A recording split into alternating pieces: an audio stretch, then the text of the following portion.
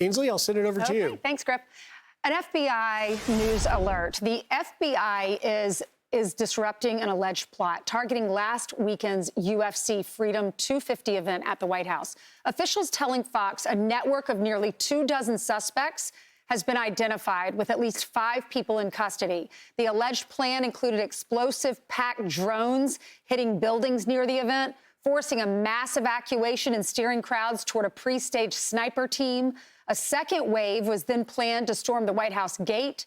The FBI first learned of the threat last Wednesday and then worked with law enforcement across multiple states to stop it. Fox News contributor and George Washington University law professor Jonathan Turley joins us now. Jonathan, we're learning about this after the fact. We know that the fight went off without any problems. Thank the good Lord. They uncovered this on Signal chats. What's your reaction? Well, Ainsley, this is really a cautionary tale. The fact is that the government is not the only party preparing for the July 4th celebrations. There are terrorist organizations that are drawn to the same events. If you are in the business of creating terror, there's no greater inducement than these types of celebrations, including the one at the White House.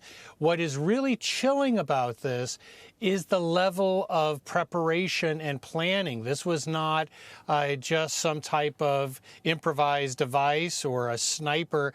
This was a well set out pattern of events to maximize casualties. And we have to keep in mind that under the Biden administration, millions of unvetted people were released into this country. It would be a very dangerous delusion to believe that these terrorist organizations and countries did not use that open border to bring people inside. Well, I'm reading a little bit more, too, Jonathan. This is crazy. It says the one alleged suspect told investigators the goal was to target capitalist elites, billionaires, politicians who received donations from the American Israel Public Affairs Committee. The investigation stretched at least 12 FBI field offices. Thanks to all those FBI agents who thwarted this so that nobody was injured and our president was safe. All right, let's talk about Luigi Mangione. Today he will be in New York State Court for a status hearing. What does this mean? You know, we're going to see a bit about the schedule that will be laid out for his trial. But what we're really looking for now are indications on his defense. He lost a major motion in allowing the gun, his writings to get into the trial. He doesn't have anything on the table to use as a defense except for a potential mental capacity defense and the traditional insanity defense. In New York, they have something called extreme emotional disturbance, or an EED defense. Notably, one of his lawyers actually used that defense successfully in a criminal case.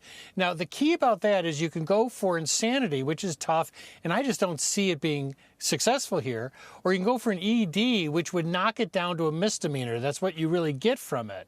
But what is most important is that if they make those types of defenses, they can bring in a lot of his dislike for the healthcare industry. This could be an effort to sort of play on the jury.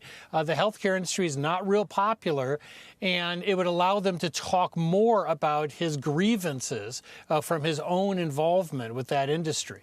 Yeah, you bring up a good point. The healthcare industry, not really popular, and we live in New York City. This will be tried in New York City. Trial scheduled for September 8th. Given support of Mangione, can you find an unbiased jury in Manhattan?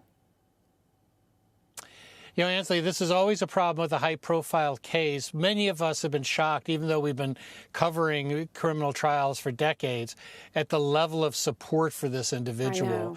What is really chilling is that people are not questioning that he's guilty. They're celebrating that he's guilty. They're celebrating that he was an assassin. Does that mean you can't get a fair jury? No, you can. It just takes extra work by the court and by counsel. But this thing is so loaded with these undercurrents of emotion and anger that it's going to be a great challenge for the court and counsel. I know. 42,000 donors have given to that crowdsourced defense fund. He's raised $1.5 million, Jonathan. Thank you so much for coming on. Oh, it's unbelievable. It is. Thank you, Ansley. Good to see you. Thank you.